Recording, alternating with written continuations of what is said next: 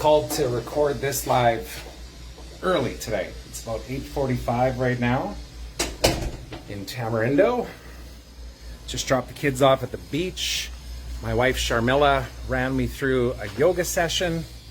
Just a quick round of just stretching and, you know, using some of those muscles that I hardly ever use, but it was a really great awareness piece of where my flexibility is lacking and why I maybe struggle a little bit with the surfing still, right? It's like I've gained a lot of progress, but there's still parts of it. Look at this.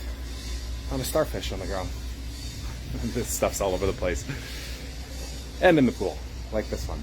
There we go. But yeah, so it's just starting to recognize that, like, oh, okay, so my hips are not very flexible, and even the strength in my legs, especially in the hips area, to be able to kick my feet up, like to pull my feet up to the front of the board and then be able to stand up and be nice and sturdy. It was just acknowledgement that I got some work to do there. And this is the thought that came to mind, and I put it in the title of this, which is, I know you're embarrassed. And I don't say this to preach. I don't say this to call somebody out. I say this to call others up, including myself. And I want to give a little context. So about a year ago, I was saying I want change in my life. And I was saying that I'm committed to doing whatever it takes to create that change in my life. And a year later, I feel like I'm finally leaning in and being the example of what I long said for over a year. And I think back to that version of myself in November, December last year. That version of myself was straight up embarrassed about where I was in my life. Now, it was varying levels. There were certain aspects of what I had accomplished, all of those, you know, destinations that I desired to attain or to get to, I was killing it, right? Like, I made a choice 15 years ago plus to be able to create a vision for my life where I didn't have to just vacation in Mexico. I could live here. And yeah, Danielle, you do remember that version. The person that was a lot of this, not so much movement. But that's why I'm recording this, because I know what that feels like. I know that deep desire, that discomfort that you have inside of your body and in your mind, where you're like, something's got to change here. Even if on the surface it seems that life is good, and the people from the outside are like, dude, you're living the dream, you know? Like, even look at me. I have many people that have come to some of the gathering calls that Mike and I have put together that have openly said that. They say, man, you're living the dream. I really admire what you got going on there. And what it did for me was just gave me perspective to be able to go, okay, I am living the dream. Don't discredit that. Like, I am living my dream, the thing that I said I wanted to do. But there were still many areas of my life, not just where I live and what the weather's like and what I have the opportunities to do, but just in how I show up every single day, how I am consistent with my morning routine, how I am non-negotiable with my meditation practice and my reflection practice and consuming information that expands my beliefs, and my nutrition and my physical health and all of these things. And I'm not claiming to have it all figured out or being perfect, but what I do know is that I get to replace bad habits with good habits, and naturally the good habits then make the bad habits something that I just don't want to do anymore. And that's how I see progress, step by step, every single day. But that embarrassment when you first start, when you're like, something's got to change, I'm overweight, I'm skinny fat, my relationship sucks, my connection to my kids is disconnected, I'm highly irritable, I'm highly triggered, I'm not making the money that I want to, I'm not doing the thing that I want to, I don't like the people I'm associated with, I am projecting outwards instead of looking at myself, all of these things. That was me a year ago. And quite frankly, I was embarrassed. And that was what was stopping me from just starting. There was part of me that says, okay, I know I want to change. I know I want to get in better shape, but damn it, man, I can't even do like 3 push-ups. That was the truth. Like, I couldn't do 3 push-ups without having to drop to my knees and do the next 10 before I was like, oh, okay. It's embarrassing, but it is the journey. If you've let yourself go, like I did, and you expect to get right back into the gym and start doing CrossFit again, like, you are going to injure yourself. It's just the truth. So what do? 1, you create an intention to change. Cool. 2, you find other people that are on a similar journey that are also willing to lean in and say, I'm embarrassed too, but quite frankly, I'm sick of it and I'm ready to change. Then you change your behaviors. You create micro actions that replace the old bad habits. Not get rid of the bad habits. Those are always going to be there. They are a part of what brought you to here. So you can't, it's like your ego. You can't get rid of it. You can just integrate it and understand that, like, oh, that's what brought me to here. That no longer serves me. It's time to shift and change my ways of being. Or change my behaviors, rather. Then it's about daily practice. It's about, and like, I'm not saying anything that somebody watching this doesn't already know. Like, you just got to go and Google this or go to YouTube. You're going to find all the information that you need to create change in your life. And they're going to say the same thing with slight variations. But the daily practice of showing up consistently, especially when you don't want to, is the key. Which is why the ice baths and the breath work have become key to my routine. Because I realize that if I can lean into the ice, for example, and sitting in cold water, I can do frickin' anything. And it still amazes me, but it also excites me how many people still resist the ice, the cold showers even. Like, well, I don't have a cold plunge. Cool. Get in your shower and turn it on cold. Do it for 10 seconds this morning. Do it for 4 seconds. Then 20 seconds, then 30 seconds, then do it for a minute, then do it for 3 minutes, and you will see what it does to this. Forget about the physical benefits of cold on your skin. Just this, what it will shift for you, where you know that you can actually lean in.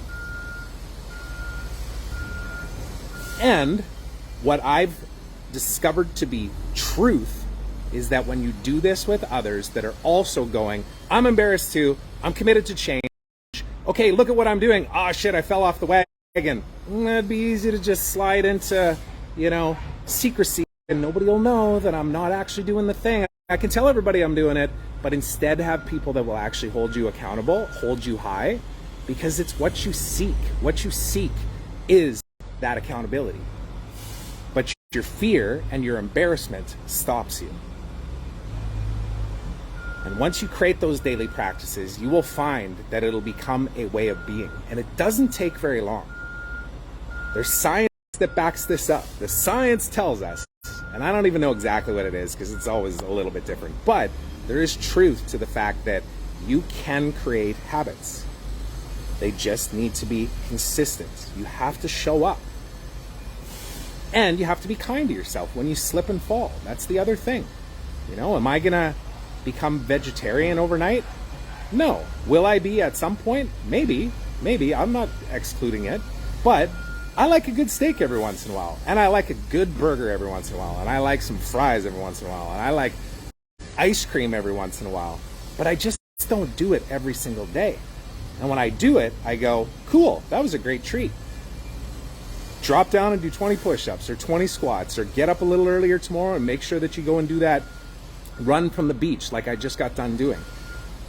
I don't run. I'm a terrible runner. I feel like all of my joints are like literally falling apart when I run. And I can feel all the tightness in those areas I was talking about for hip flexibility and all that kind of stuff. But I'm like, man, I just walked the kids to school, or we drove down there actually because Shar had to take the car today, but then we walked over to the kids' school. Then we went to the beach. We did the yoga exercise. I put on my shoes, right? Threw on the shoes so that you can actually run on these dirt roads, because if you're wearing sandals, you're definitely twisting an ankle. And I ran home, and it wasn't very far. It was like 10 minutes, not even. But I got a sweat on. It felt good. And now I can get on with my day. And I know that this is becoming ways of being. And I also know that I can't stop. You don't just, okay, I got it, cool, life changed, fixed. No, doesn't work like that. You either commit to the change and watch everything around you change as well, including certain things getting pushed out of your life, including people, which is not easy. That's one of the hardest things, is that you'll find that some people will just start ignoring you, not because they don't love you, but because they're embarrassed of where they are, and or they just don't want it bad enough right now. They're waiting for the extreme pain and suffering that comes from disease, or comes from an injury, or comes from believing that you have financial security and then getting fired. Like 18,000 people just are getting fired right now. I believe it was from Amazon. And then like 8,000 from Salesforce right now. And you just go Google that. How many people are getting fired right now? The only thing that you can impact and control in your life is your thoughts and your committed, focused action. There's never been a time in our lives where this has been more important, because of how glaringly obvious it is that the governments, the education system, the employers are not looking out for your best interests. They're not. You have to take control of that. And then you can start to attain all of those things that you believe will make you happy. And then my experience too is that those two will be things that will seem vain and not as important.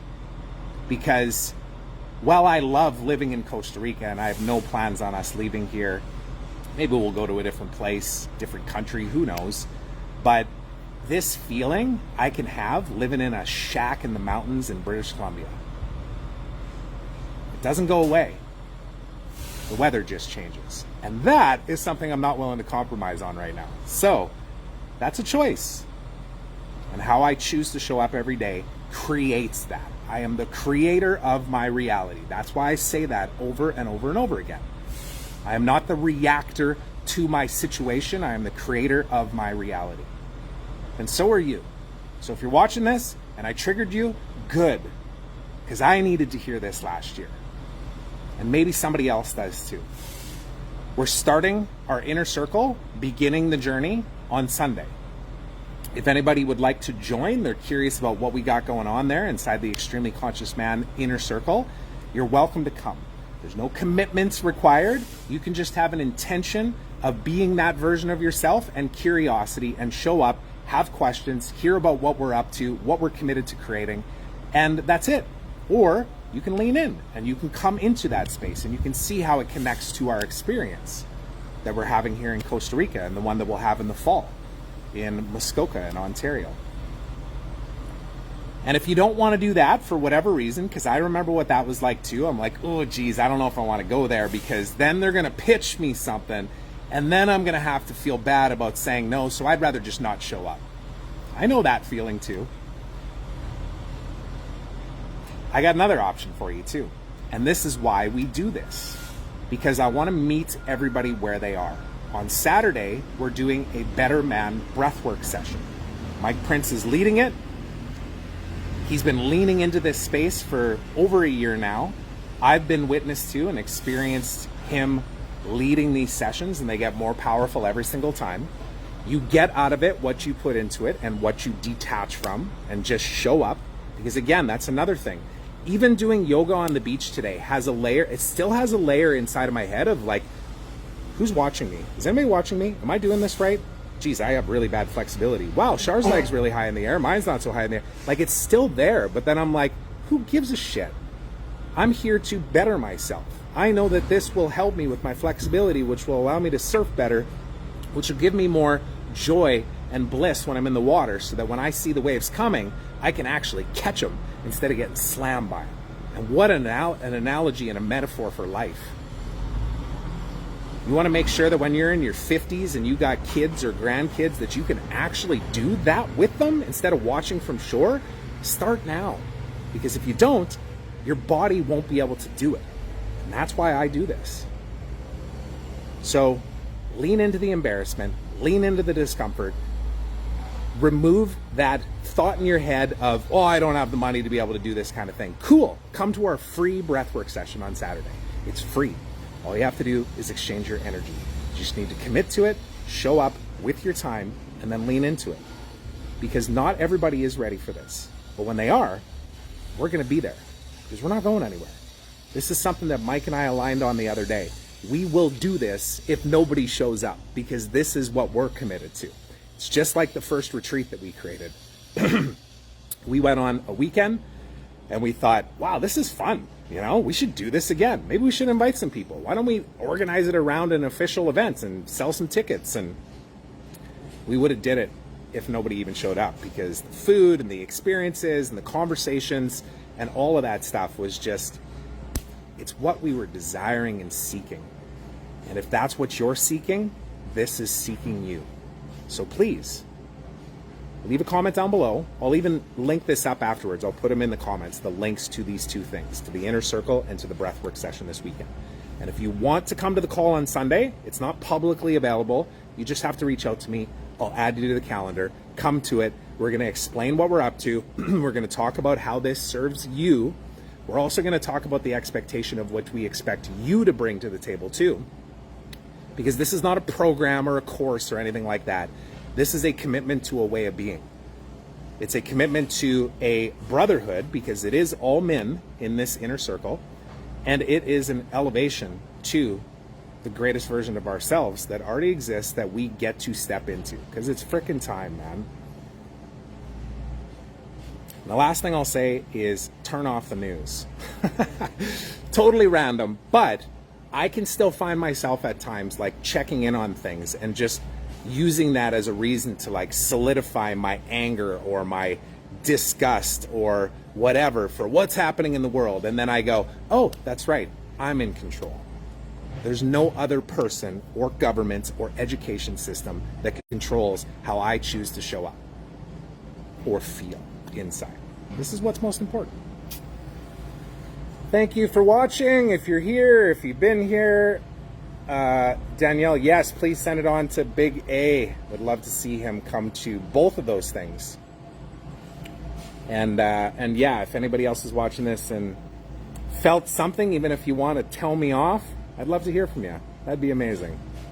Have a great day. See ya. Thanks for listening to this episode of the Trevor Turnbull Show. I hope you enjoyed it. And if you did, please consider subscribing on my YouTube channel, as well as on your favorite podcast platform. So until next time, remember, today is a beautiful day of opportunity. Trust that you are exactly where you're supposed to be. So be grateful, be curious, and be brave.